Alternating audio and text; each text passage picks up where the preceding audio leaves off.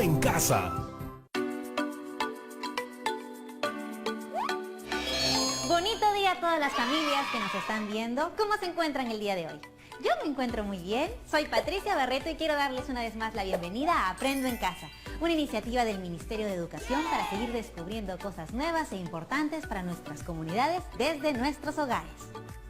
Este programa está dirigido a ustedes, chicos y chicas de quinto y sexto grado de primaria, pero ya saben que son bienvenidas las personas que ustedes quieran porque aprender juntos siempre es más divertido. ¿Están listos para comenzar nuestra nueva actividad el día de hoy? Muy bien, comenzamos. Los animales, como vimos en la actividad pasada, son muy importantes para nuestras vidas. Ellos son y han sido nuestros compañeros y nos brindan materia prima como lana y cuero para vestirnos, leche, huevo y carne para alimentarnos, entre muchas otras cosas. También hemos visto cómo debido a las prácticas inadecuadas como la venta de animales silvestres y el consumo de especies prohibidas en épocas de veda, la fauna se ha visto seriamente afectada en algunas localidades. Esto ha causado la disminución de algunas especies de animales que muchas de ellas se encuentran al borde de la extinción. Estas prácticas son una amenaza real para el mundo animal. Pero antes de entrar de lleno en el tema de hoy, los invito a reflexionar en torno a las siguientes preguntas. ¿Qué creen ustedes que pasaría si algunas de las especies de animales se extinguieran? ¿Creen que esto afectaría o cambiaría en algo el entorno al que pertenecen?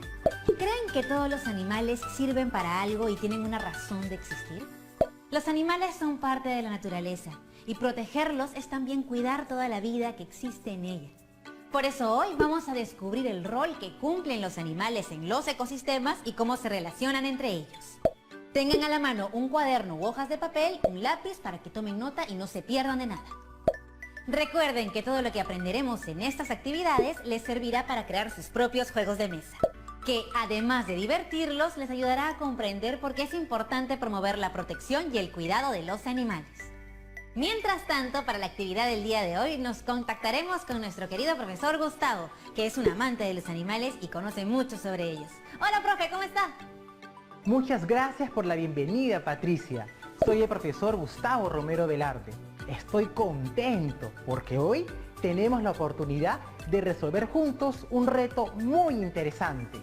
Y estoy seguro de que con lo que aprendamos seremos más conscientes de la importancia de la vida animal. ¿Están listos, chicos y chicas? Para comenzar, quiero que veamos la siguiente imagen. ¿Qué animales observan? ¿Qué están haciendo? Veo un jabalí con su cría. Bueno, en realidad a ese animalito en la selva le llaman sajina. Muy bien, Patricia. ¿Puedes ver el pequeño insecto que está al lado de todo el excremento? ¿Lo conoces? Sí, es un escarabajo, profe. Muy bien, sí. Pero, ¿sabes cómo se llama? No, no sabía que los escarabajos tenían nombres. Pues sí, hay muchas especies de escarabajos y cada una lleva un nombre. Este tipo de escarabajo se llama escarabajo pelotero. Aunque en algunas regiones del país, especialmente en la sierra, se le conoce como acatanga. Es un escarabajo que hace bolitas con el excremento de otros animales mucho más grandes que él, como los tapires, sajinos, monos, entre otros animales en la selva, o las vacas, ovejas, llamas, entre otros, en otras regiones del país. Profe, ¿y para qué forma bolitas de excremento el escarabajo pelotero? Ah, pues verás, Patricia, el escarabajo pelotero o acatanga usa estas bolitas como fuente de alimentación y también para poner sus huevos en ellas. ¡Hala! Esas bolitas sí que le sirven mucho. Pero no solo a ellos, Patricia. Atención todas y todos. Muchas especies de árboles muy grandes dependen de este pequeño insecto para trasladar sus semillas y fertilizar el suelo donde crecerán.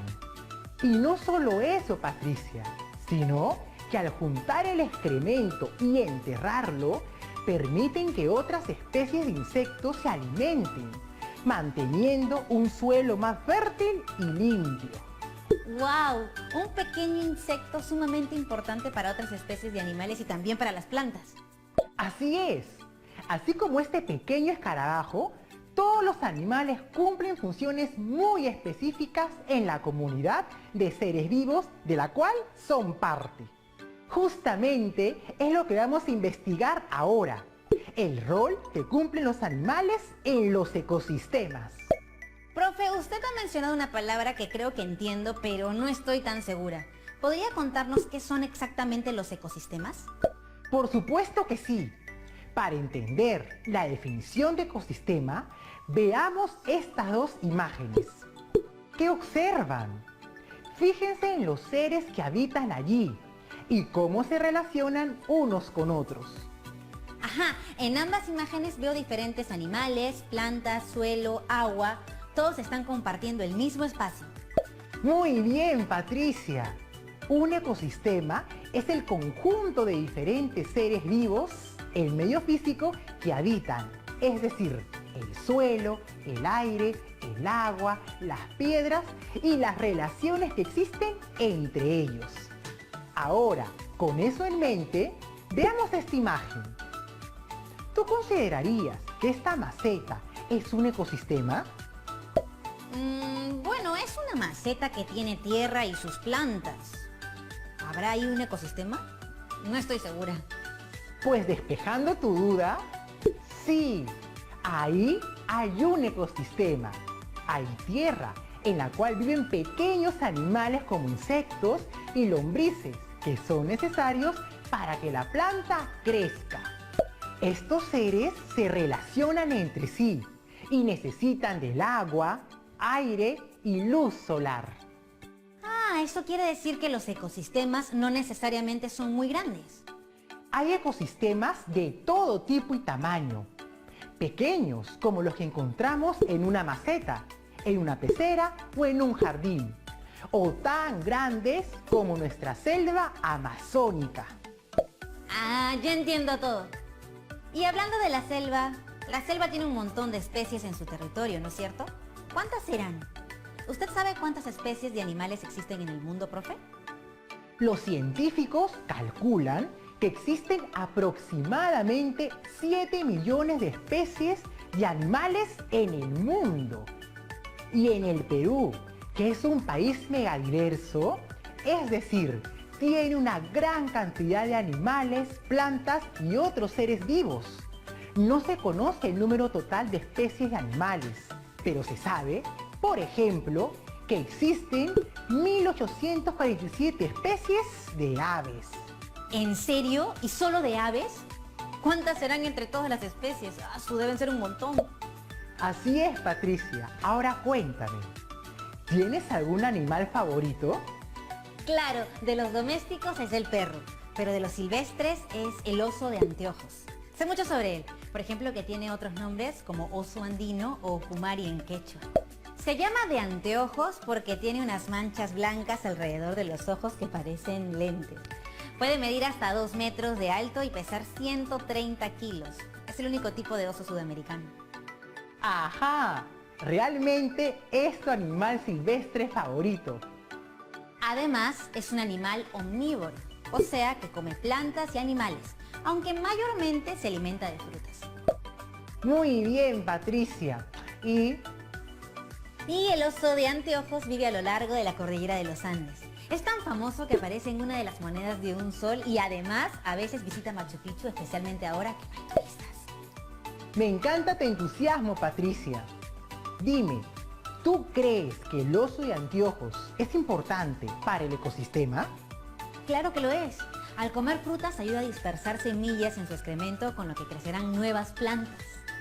Si los protegemos, cuidamos su hábitat y a otras especies silvestres que la comparten, como por ejemplo el venado cola blanca, el periquito aliamarillo, las ranas arlequines y los tigrillos. Patricia, te felicito por saber tanto sobre tu animal favorito. Y quiero invitar a todos ustedes, chicas, chicos, a informarse tanto como Patricia. ¿Y el suyo, profe? ¿Cuál es su animal favorito?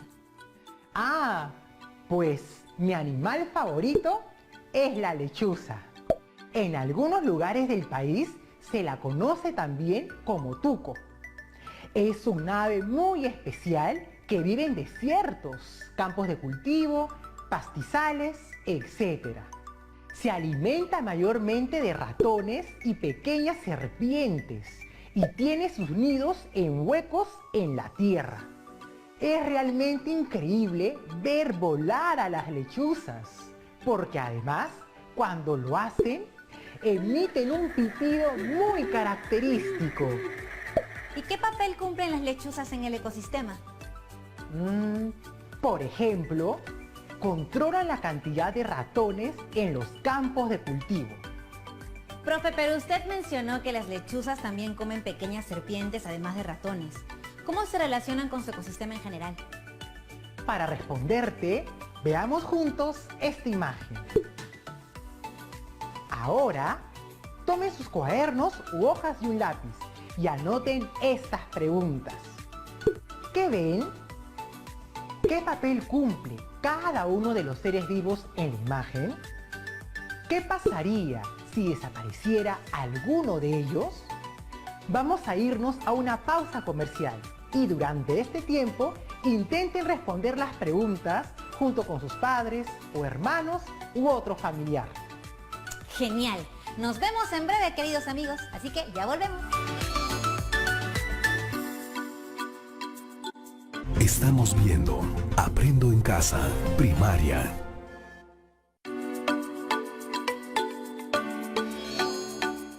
Hemos regresado. ¿Y ustedes lograron conversar con sus familiares sobre las preguntas que nos dejó el profesor? Espero que sí, pero si no les alcanzó el tiempo, no se preocupen, porque aquí vamos a aprender juntos. Así es, Patricia. Compartamos con las chicas y chicos que están en casa algunas de las respuestas que nos han llegado. Perfecto. Jaime de Huamanga comentó: lo que se observa es una cadena alimentaria. Y sobre la pregunta, ¿qué papel cumple cada uno de los seres vivos en la imagen? Karen de Trujillo dice: cada uno de los animales o plantas sirven de alimento para otros. Y finalmente, respondiendo a ¿qué pasaría si desapareciera alguno de estos seres vivos?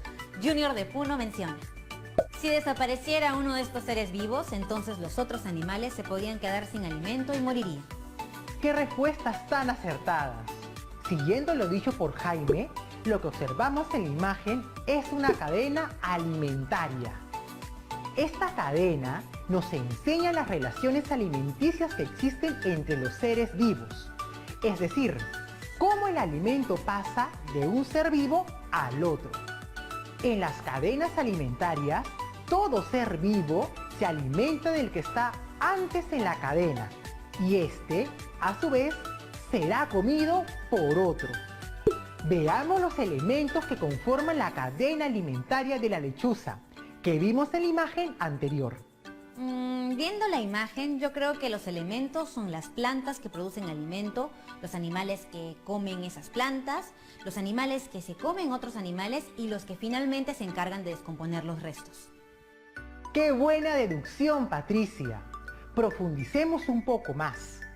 Una cadena alimentaria está formada por elementos llamados eslabones. Un eslabón, como saben, es cada una de las partes que conforma una cadena. En este caso, los eslabones que componen la cadena alimentaria son de 3 tipos: productores, consumidores y descomponedores. ¿Por qué creen que son llamados así?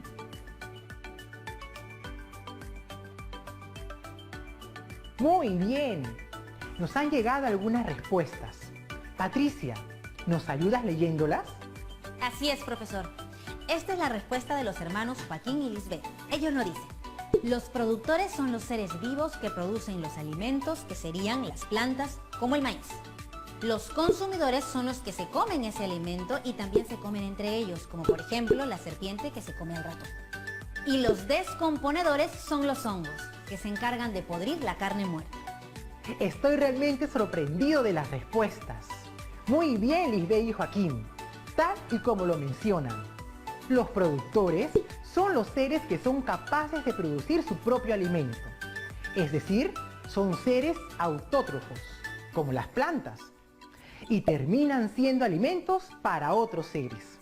Los consumidores, por su parte, son de varios tipos. Pueden ser consumidores primarios, que son los animales herbívoros, es decir, que se alimentan de plantas. También pueden ser consumidores secundarios, que son aquellos carnívoros u omnívoros que se alimentan de los herbívoros. O pueden ser consumidores terciarios, que son los carnívoros u omnívoros que se alimentan de consumidores primarios y secundarios.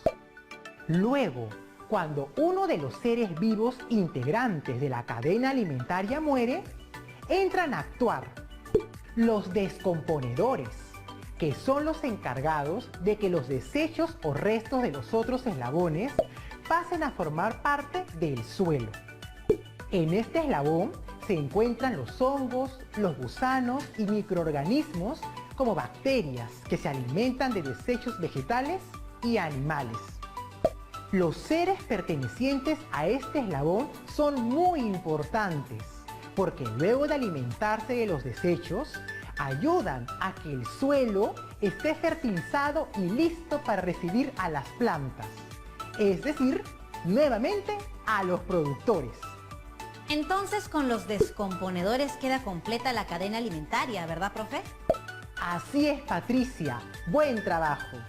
Ahora que ya hemos conocido los eslabones de una cadena alimentaria, quiero retarte a que, usando toda la información que sabes del oso de anteojos, te animes a armar su cadena alimentaria de la misma manera en que lo hicimos con la lechuza.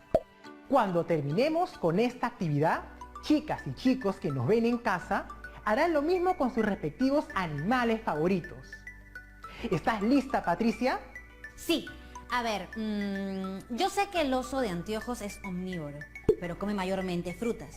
Entonces el productor sería, por ejemplo, un árbol de manzanas del cual se alimenta el oso. Luego, como el oso es el que se come la fruta, él sería el consumidor primario. Los jaguares pueden comerse a los osos, según vi en un documental. Por lo tanto, el jaguar sería un consumidor secundario. Y bueno, cuando el jaguar muere, hay muchos animales muy pequeños que se encuentran en el suelo, como lombrices y hongos. Ellos también se encargan de sus restos. Ellos serían los descomponedores. ¿Está bien, profe? Claro que sí, Patricia. Lo hiciste muy bien. ¿Se dan cuenta de cómo, teniendo información sobre un animal en particular, podemos saber qué eslabón ocupa en una determinada cadena alimentaria? Todo esto es para entender más sobre la importancia en el ecosistema. Ahora, para seguir aprendiendo y cumplir nuestro reto de hoy, quiero que juntos y juntas analicemos algo importante. Para ello, usaremos el ejemplo de la lechuza. Como mencionamos, las lechuzas viven en diferentes ecosistemas. Uno de ellos son los espacios cerca de los campos de cultivo, porque allí encuentran muchos ratones a su disposición. Ahora pensemos en un campo de cultivo cercano a un río y alejado de las zonas urbanas. Sé que hay muchas niñas y niños que nos ven y viven en lugares así. ¿Qué otros animales podemos encontrar en este ecosistema? Pues podría haber sapos y grillos, y también imagino otros insectos como mariposas o escarabajos. Quizás otros animales que me dan un poquito de miedo, la verdad, que son las serpientes o las arañas. Ah, y recuerdo que una vez que fui a visitar unos tíos que viven cerca de unas chacras, pude ver un zorro caminando y un halcón que volaba. De verdad, se los juro, en serio. Muy bien, Patricia. Esos son muchos animales. Y al haber más animales, hay más cadenas alimentarias. En un ecosistema coexisten muchas cadenas alimentarias que incluso se cruzan entre ellas, estableciendo muchas relaciones. ¿En el mar también existen cadenas alimentarias? ¿Cómo serían? Sí, Patricia. Así como existen ecosistemas marinos, pues hay cadenas alimentarias que suceden en estos ecosistemas. En el mar, los productores son unos seres vivos llamados algas y plancton, los cuales producen alimento para otros seres, llamados zooplancton. Estos serían los consumidores primarios. Los consumidores secundarios son algunos peces y crustáceos de menor tamaño, mientras que los consumidores terciarios son los animales mucho más grandes como los tiburones, que se comen a estos peces y crustáceos menores. Todo esto es muy sorprendente, profe. Entonces, hay cadenas alimentarias en todos los lugares donde hay seres vivos. Así es, Patricia.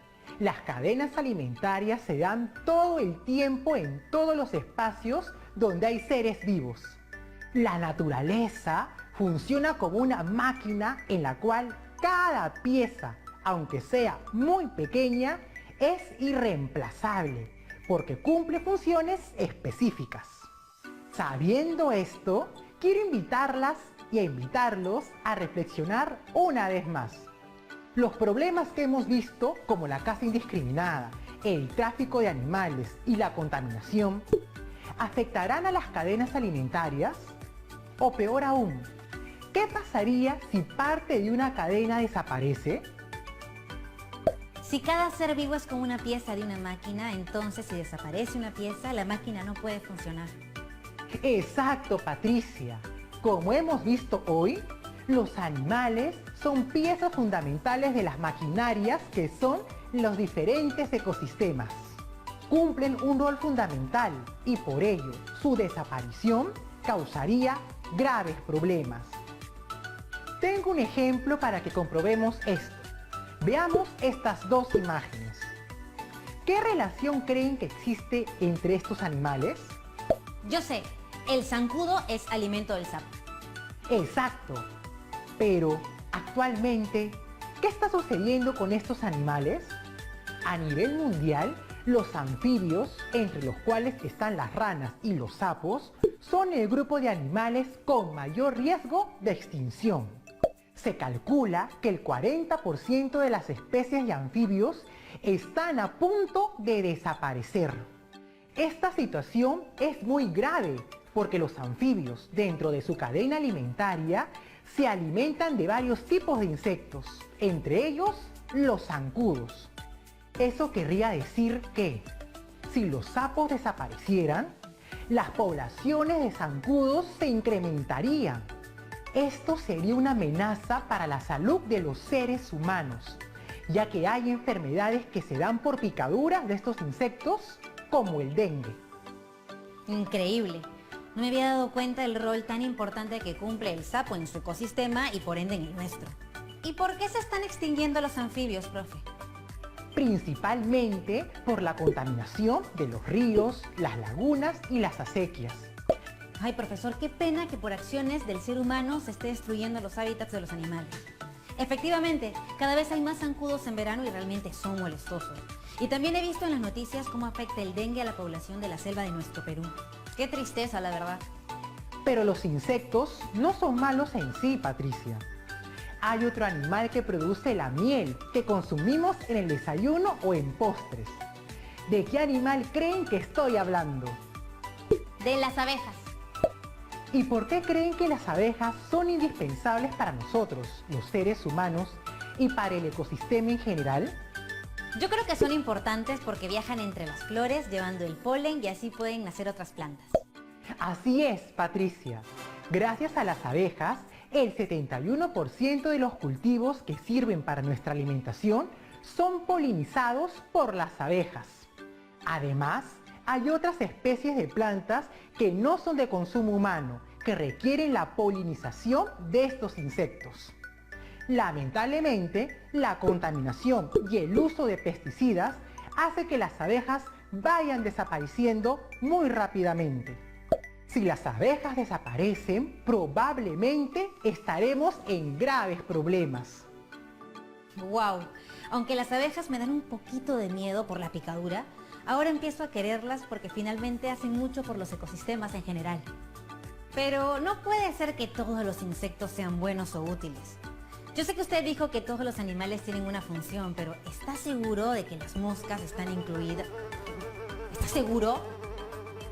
Y en especial esas moscas de colores brillantes. Son muy sucias porque están en la basura o sobre restos de animales. No creo que esas moscas tengan alguna importancia para el ecosistema.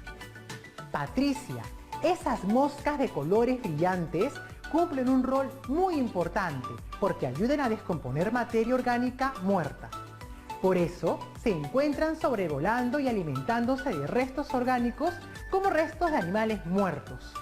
Sin ellas, esos restos no podrían descomponerse de la misma manera y se acumularían. Cierto, tiene razón. Sin ellas los restos orgánicos se quedarían en el ambiente por mucho tiempo. Así es, Patricia. Como se han dado cuenta, cada pieza de los ecosistemas es vital para el equilibrio de estos. Espero que ahora que saben la importancia de cada ser vivo dentro del ecosistema, puedan compartir con sus amigos y familiares todo lo aprendido, para que ellos también puedan respetarlos. Ha sido un gusto compartir con ustedes la actividad de hoy. Hasta pronto, Patricia, chicas y chicos, en sus casas y todas las familias peruanas. Muchas gracias, profe, por compartir lo que sabe y darnos más herramientas para conocer mejor a los animales y su función en los ecosistemas. ¡Qué actividad tan genial la del día de hoy! Repasemos juntos algunos conceptos e ideas claves. Toma nota para que no se te olvide nada. El ecosistema es el conjunto de diferentes seres vivos, el medio físico en el que habitan y las relaciones que existen entre ellos. Los ecosistemas son maquinarias muy bien diseñadas y que tienen muchas piezas que se necesitan las unas a las otras para poder funcionar. Una cadena alimentaria es una relación que se da entre los seres vivos en función de su alimento. Los animales cumplen roles vitales en los ecosistemas y su desaparición causaría problemas graves en el equilibrio de estos. En la actividad de hoy aprendimos lo importante que son cada uno de los seres vivos que forman los ecosistemas, en especial los animales. Eso lo logramos entendiendo cómo son las cadenas alimentarias y qué rol fundamental cumple cada pieza, en este caso, cada animal para el correcto funcionamiento del ecosistema. Para seguir aprendiendo, te invito a que busques información sobre tu animal favorito. Procura, eso sí, que sea un animal silvestre. Luego, dibuja su cadena alimentaria y en un párrafo pequeño explica por qué es importante ese animal para el ecosistema. Puedes organizar la información como en el ejemplo que está en la pantalla. Comparte tu trabajo con tu familia, profesores y amigos, pero eso sí, no te olvides de guardarlo en tu portafolio. Nos vemos mañana en la siguiente actividad. Cuídense mucho y que estén muy bien.